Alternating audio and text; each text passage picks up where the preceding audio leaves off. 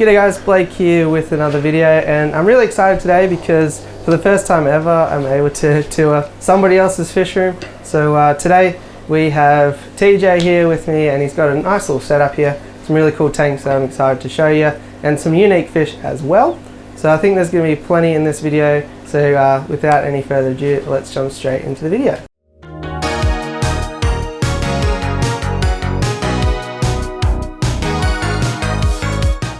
So TJ, first of all, thanks for having me. Yeah, it's really cool to check out somebody else's fish room for once, and I think you've set up a really nice, comfortable space here. So if you're happy with it, we might just sort of have a look tank by tank. And we were talking a little bit earlier about this Aqua One Betta tank and our thoughts on it.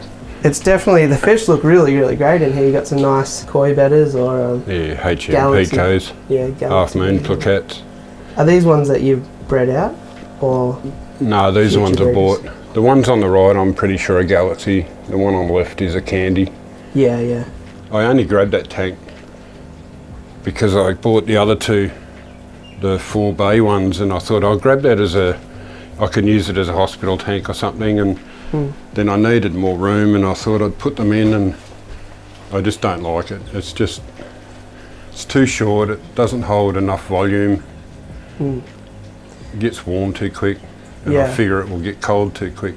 And we were mentioning before, so these other 4 bay ones, they use an airlift at the back, whereas this 3 bay one from Aqua One here has actually a pump or a power head in the back that circulates the water, and occasionally that's a bit too much flow in the first bay and progressively less flow in the next few, even though it shouldn't really work out that way, but it just kind of does.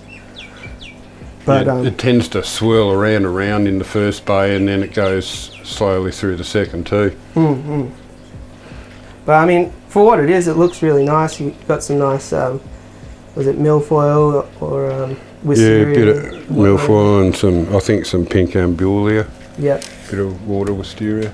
And I know that you like to collect some wood and all that. Did you collect that driftwood? Yeah, I collect that wood. Yeah, nice. Because the ambulia, I think, it's just adjusting. Yeah, you can see the tips are they must be grown under CO2 and all that stuff or whatever, and then you bring them home. It looks like they're dying, but I just don't take them out. I just let them go. Yeah, sure. And they recover. Then I guess next up we got a bit of a bow front setup here. Yeah, this one just came off a hard rubbish. Yeah, nice. That's why it's just got those old louvers on the top for lids. Yep, yep. But that's still a good steel. Neon Tetras, some more Bettas. Are those more breeding stock for future breeders? Or? Yeah, yeah. This girl here, she just bred. Yeah, nice. We'll take a look at the spawn in a second.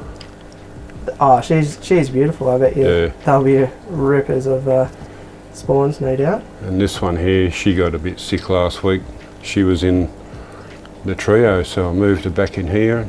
And now she's good. She was in a cage, but she kept jumping out. So. Because once they breed, the other females gang up on them and can kill them. Yeah, yeah. Like, they can be a good little community, but you take one out to breed it and you put it back in, it throws everything out. That's why I've got them separated now. And they definitely know when one's a bit under the weather or a bit exhausted. They do. They're like chooks. They just hone in. Yeah. That Java fern in the back looks real healthy as well. I don't know what's going on in there, but you must have some nice. I think phosphorus. It makes Java fern look really. I just stuck it in between the sponge filter. Yeah. Whatever you're doing, keep doing it. Cause, this bit I think I just wedged between the rock and the wood. Didn't plant it. Have you Amazon sword? Yeah. Have you got root tabs under that, or it's just straight? No, there's dirt. Is that dirt from outside? Yeah. Yeah. Yeah, nice. That's been dirted for a year now. You can see down here how old it is. Oh, is that like a wallstad kind of setup? Is there soil or anything underneath? Or but I just got soil out of the bog next to the dam, and I left the grass, the sticks, the leaves, everything in it, and still worked. Awesome, awesome. Occasionally I get a nitrogen bubble blow up, but oh yeah, it seems to be doing its job anyway. But I mean, that'll have plenty of nice little bacteria and critters and all sorts of good stuff in there. Awesome. And the ones I've dirted since then, I use clean dirt. Yeah. So we got some crystal shrimp happening. Yeah, got to keep an eye on the swings. And the driftwood that was just straight out of the river. I didn't even wash it or anything, just put it straight in. And they're not even touched. They ate a little bit of food last night, but they're sticking on the driftwood. Yeah, it's probably an absolute smorgasbord on that driftwood compared to some algae wafers or whatever. How many is in there, do you know? There's 10. 10, yeah, nice. So they've been in there for a week, and I actually counted 9 last night, so I think they're all still there. Yeah, we'll give it some time. You know, I wouldn't be expecting any eggs out. I'm not the best Cardinal shrimp breeder though, but the ones that I have been able to breed them, I've really just ignored the tank for 6 months, 8 months, and eventually you look in there and there's some fry. So some shrimplets. From what I read, as long as I can keep the pH from going high and don't water change too much in one hit. That might be right.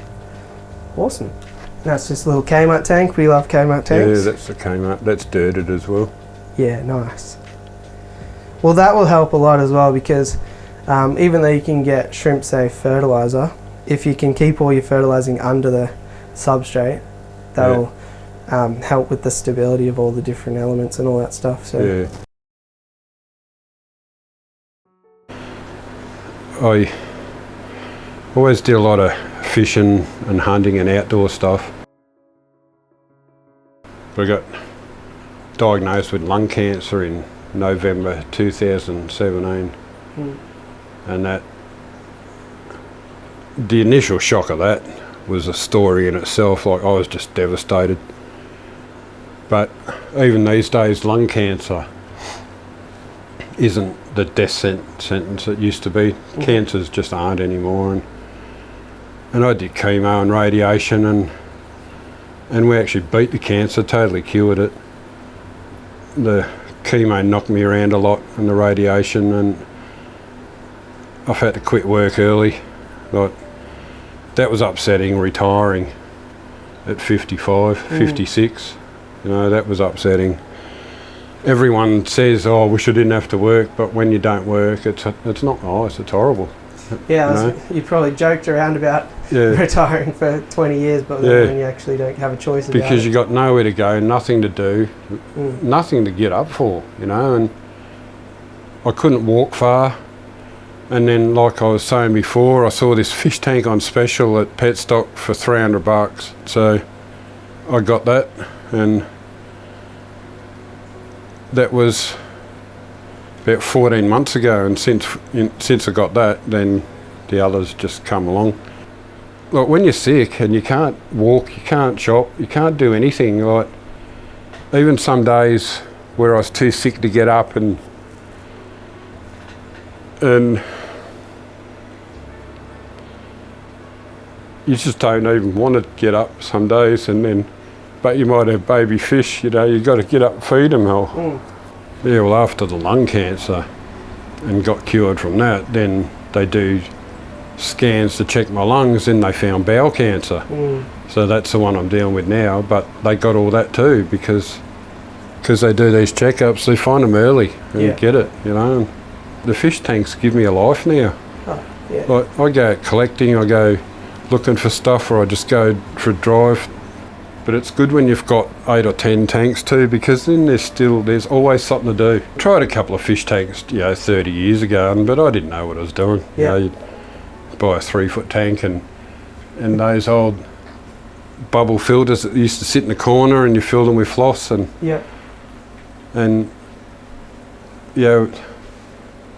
we just used to think that fish died every summer when it got hot, but no, I think there's a bit of ammonia and stuff in there too. Yeah, for sure. This next tank I'm really excited to talk about, because we've got a fish in here that, I really was kind of blown away and fell in love with these fish at the Angfa auction a couple of years ago. And you're the only person I know that actually has them, and is keeping them successfully. So let's talk about these skinny noodle-like fish here. So these guys are common Galaxias. They're having a real tough time, I think, in the wild because of carp and mosquito fish and all that eating the eggs and trout. Destroying the habitat, and trout. Trout are devastating these, and the Australian grayling are getting devastated as well. Now a lot of people probably concerned, I guess, because we talk about how you can't transport live fish from a body of water and so forth, but the good thing is that this has been done legally. You've got some permits to collect or something like that. Yeah, you can get a approval translocation from Victorian Fisheries. Well, it's not an official permit, but they like you to read the information, acknowledge it, that you've read it, and then you're approved. Okay. Was it a difficult process for anyone? No, it's just myself, you just do it on email, just online. That approves you to bring them home for aquaria or whatever they call it. Yeah, okay. So you're allowed to bring them home to put in your aquarium. You're not allowed to re-release them. You're not allowed to discharge this water into any drains. And I can give them to other people, but you can't catch them and then sell them, or you know, you can't trade them. That makes sense. And have you learnt anything, I guess, or any tips? Because I mean, after today, hopefully I'll be keeping some of these guys or some similar. Any tips? About the only information I could read on them was the light. When you turn a light on, it really frightens them. So at first I left the light on probably for the first month. Okay. But it doesn't worry these guys now. At first it was a bit hard to get them to eat flakes and stuff, but they took it. Nice. And after about a week, a group of these, they're as vicious as piranhas. They're amazing. The water boils when you feed them. That's awesome. They're a great active fish. They're a good looking swimming fish. I like everything about them. I do too. I think they're so unique, and they make kind of a perfect aquarium fish, I feel like. I think so too. Really, really underrated. They do get quite big, I suppose. Might be a bit. There's different varieties. This is as big as they get. Okay. You'll see. That looks like a big male at the bottom. See, he's long and skinny. He's not doing too well in the heat either. Yeah. Okay. Yep. And I'd say that's a female. This would be unheated, this tank? Yeah, no heater. Yeah. It's for people who are watching in America or other parts of the world. It's hot in here today. I think the water temperature yesterday was 28 degrees Celsius, which is 77 Fahrenheit. We definitely don't need a heater today, but I mean. But then again, in winter, it gets to -5 here, and this tank gets down to about 16 in winter. Okay. And have you had these Galaxias over winter? I've had them for a whole year. Yeah. Yeah, nice. So that's they love the winter. They love the cold water. Okay. The water they come from is probably only 10 degrees Celsius. I've heard that they live in the same conditions as trout. Trout have got to be under 20 or something, and good oxygenated water. These are the same. Yeah, that was what I was going to say. The only real thing that I know about them is that they really love the high oxygen levels in the water. So. But this one, I've had a dozen in here with no filter for running for weeks, and they're fine. Yeah, right. So they can handle no filter as well, but that was in the cool weather. I wouldn't do it in summer. Yeah. Well, while we are looking at this tank, I guess, and talking about natives, I think that's probably as good a segue as any. We've got another really cool species in here that nobody ever talks about, and we probably should a bit more often. In here are southern Pygmy Perch, which are another Australian native and a native to Victoria, parts of South Australia, I think up to New South Wales. Yeah. Only the rivers that drain into the ocean. Yeah. So this side of the divide. And really cool fish. I mean, most of the time they're going to be brown and kind of small, but what happens is they can surprise you at times. I think when they're about to breed, they have some really nice yellows and reds on their fins, and if you're patient, then they could be a fish that might appeal. You know, something that changes quite aggressively when they're in the mood. So that's always a good thing as well, when you have a bit of a signal that they're happy and all that stuff as well. So yeah, cool to see a couple of species that we probably should treat a bit better as aquarists in Australia, I think. Anything popping out about those fish, or anything, you know, that comes to mind, or just... No, they've been really good. They're really shy, really shy. Yeah. I think I've had them probably 10 days and they're just starting to come out of the shell now. Yeah, they've been hanging out. There's no way I could put my hand near there before. They've been hanging out under the log most of the time we've been here, but yeah, I'm sure in time, especially... All they did was hang under the filter, so I got half a dozen white clouds and put in, and that brought them out of their shell. Awesome. And I mean, where they are, it's kind of the entrance of your house here, so they'll get heaps of traffic going past them, which should bring them out a bit more as well. Yeah, it is. I noticed that too. Awesome. And got some Liliopsis, that Braziliensis there, and did you collect some more of that wood as well? Yeah, I collect the wood, the rocks, even the sand. Yep. Even there's no dirt or anything in this, it's just the sand. Okay. But it's got some stuff in it, because you can, the different colours, the different layers. I did add a bit of pool filter sand on the top. Okay. But there's the original river sand there. Yep. And I got it where, when it flooded and the river washed up on a corner and it was full of black silt, and I brought it home, and it took me ages and ages to get. So what I ended up doing was I just washed probably 5 litres really clean, and I left the black silty stuff at the bottom. Nice. And yeah, it grows. This isn't Vallisneria, it's a different one, but the dwarf val at the back grows really well. Awesome. But one of the troubles I had is I had a few of my tanks planted out, and then when I found out I had bowel cancer, I got stuck in hospital for 2 weeks. I was expecting to go in for up to 5 days. I thought they'd be fine. But 2 weeks in the dark, I came home, nearly all my plants were dead. Yeah, that's a shame. Yeah. And this tank, nearly the whole tank was done in that dwarf Vallisneria. And I had one little yabby I felt sorry for, and I put him in there. I got up the next day and he chopped off every plant. Every plant. I bet you didn't feel sorry for him much longer after that. No, he's back out in the tub. But the plant's grown back. Yeah, it'll come back. It's, you learn. Not a little bit of what I was given, I thought was frog bit, but I think that's dwarf water lettuce. Yeah, I think that is. And there is some frog bit. There's some frog bit there.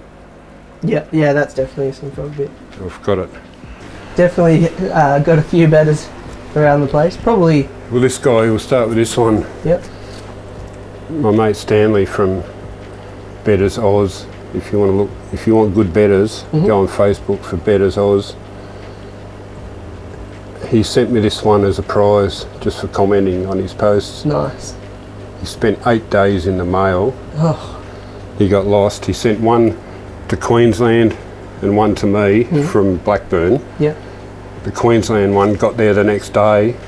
From Blackburn to here, which is an hour, took 8 days.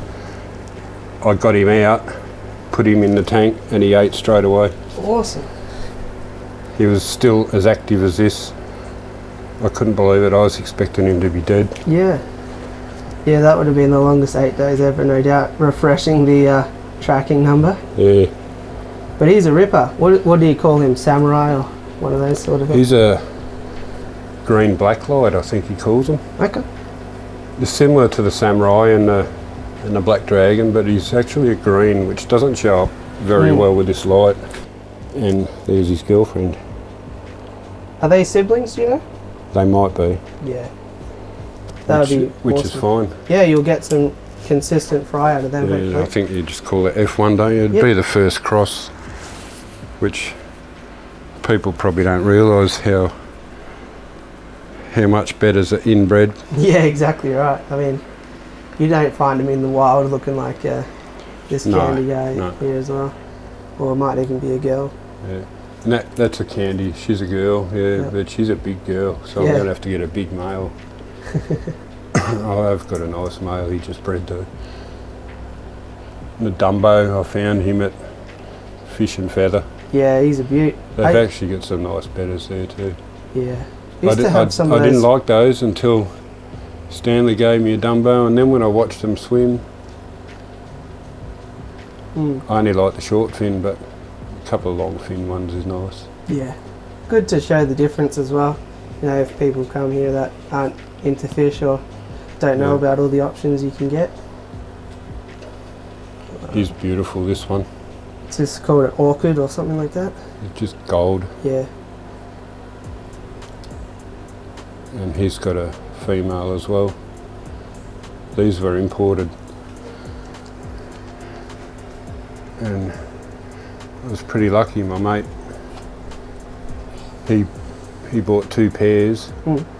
He picked out the 2 best ones for himself, and then he gave me those for free. Awesome. Well, I bought these, and the guy told me I can fill them with aqua soil and they'll still flow. I got them home, and I put maybe 1.5 inches of aqua soil, and I didn't like it. I was looking at them, and I could see this water level here.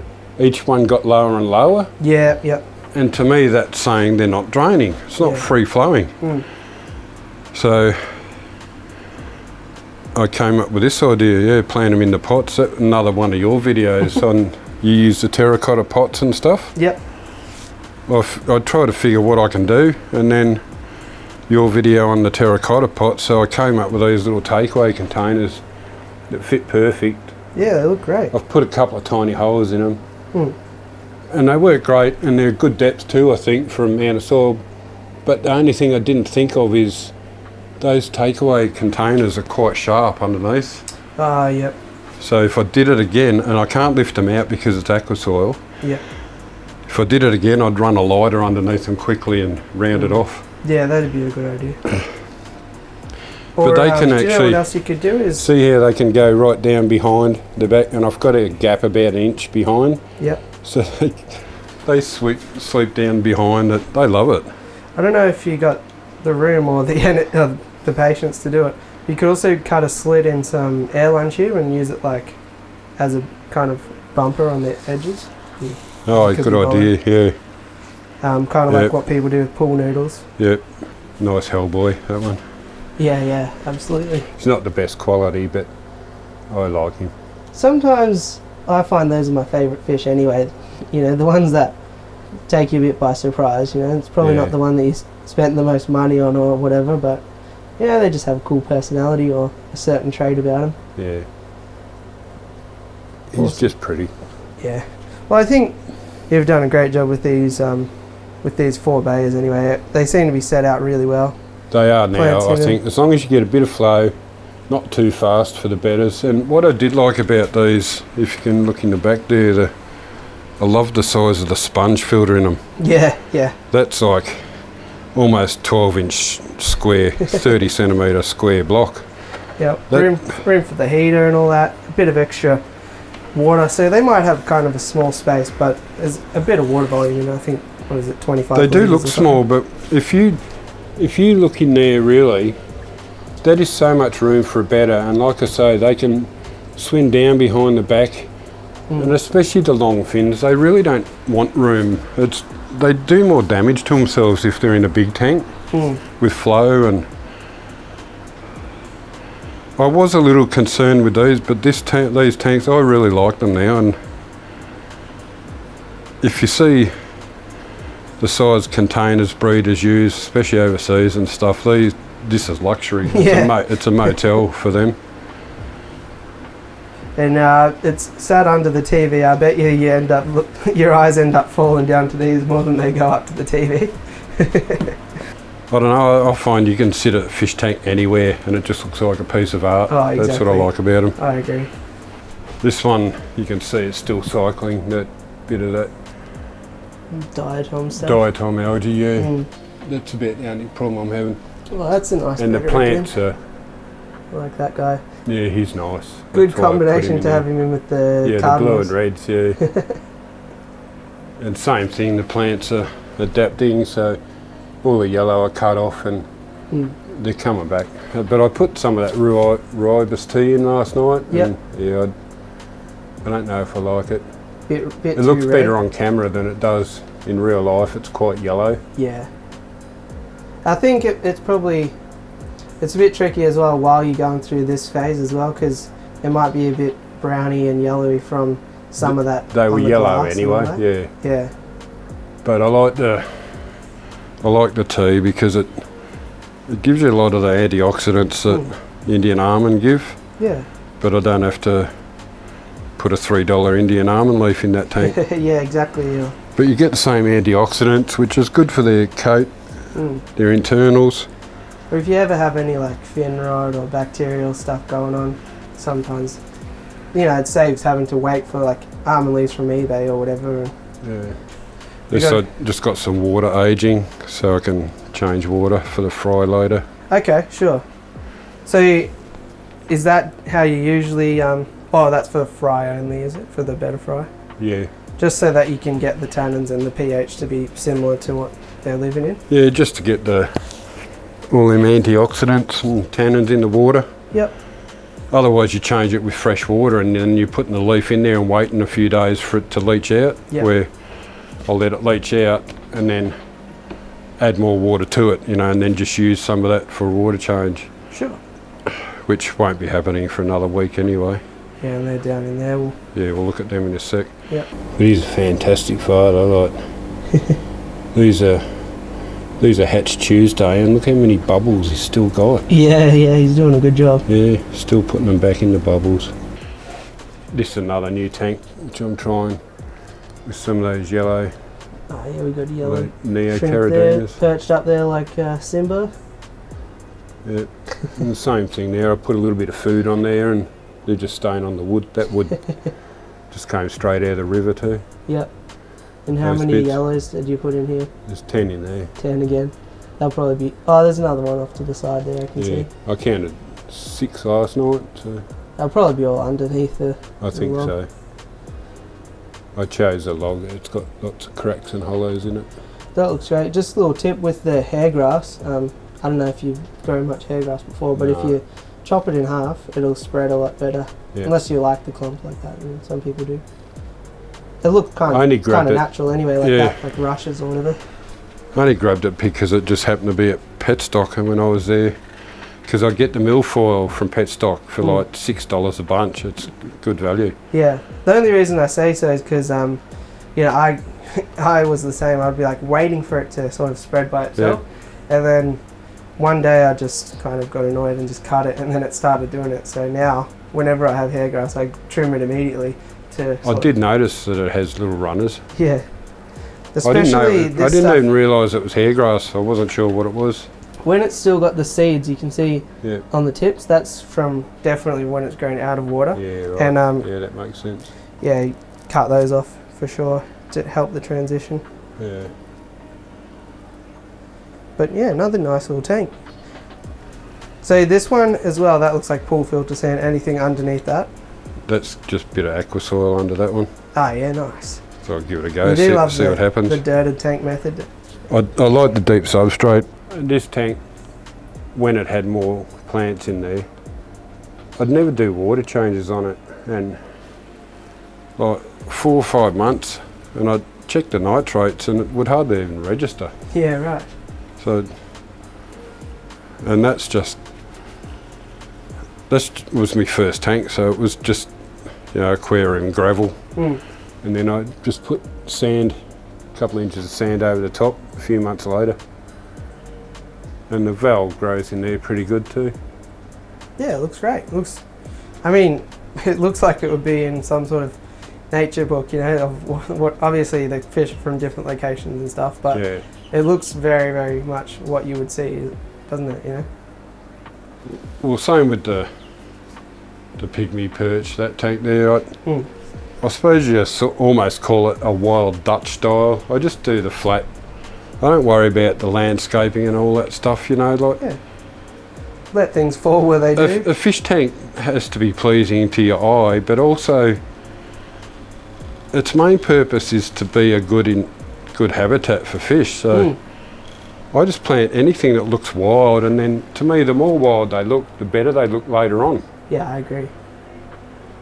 And I like it as well. Like, they're not chockers full of fish where they can't even swim or anything. There's just seems to be you've got a good balance of like the amount of fish and the amount of plants and everything. I have to say, like, I think these tanks look really, really great. So I'm impressed.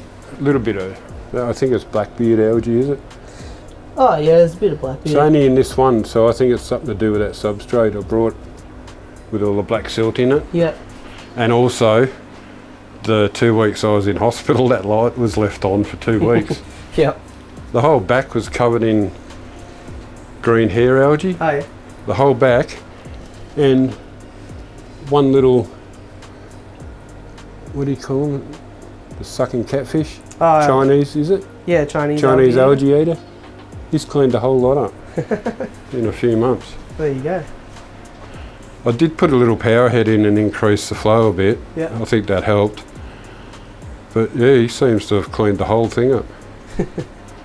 Well, there you go. One for the Chinese algae eater. They are often and everyone hates them. up, but they finally get a win. Well, I've had one in here for a year, and he never hurts anyone. But what I think, one algae eater in there, if you were to have other creatures that ate the algae as well, and he's competing for food, then he might start attaching to your bigger fish. But he'll never catch any of these. No. And he's the only algae eating inhabitant. So we didn't notice Russell the love mussel. Oh, you got a freshwater mussel. He's been in there for about a year as well. Have you ever pulled him out and given him a whiff and seeing if he's still alive? He moves around. Oh, okay. He was only over here a week ago. Now I know when he's alive. See, if you have a close look from that angle, you can see his lips have got that little white line. Yep. It's like almost like you know. Yeah. Just a little edge. That's where he's breathing in and out. Okay. So when they're dead, it'll just be totally open. Okay. And do you put any special food in there or anything like that? Nothing, no. He's just chilling. Well, because it's just sand and gravel, he just always, even if I lift him out and move him, I come up the next day and he's buried back in like that. So I think he's sucking the nutrients out of the gravel. Yeah, cool. And a little bit out of the water column. Maybe he sucks in under the gravel and blows it out that way. That's cool. But I worried about him dying in there. Yeah. No, he seems fine. Oh, that's really cool. I didn't even notice him until you pointed him out. No. So yeah, really, really impressed by your tanks. Thanks for inviting me around, TJ. Really cool to talk to another hobbyist and check out somebody else's fish room. It was nice to have someone come here because I just do it all on my own, and I've just taught myself through YouTube, and you know, like everyone, I don't have a lot of friends, you know, like, but everyone that sees my tanks love my tanks and that, but nobody knows about fish tanks. It's really good to have someone to talk to that knows about them. Yeah.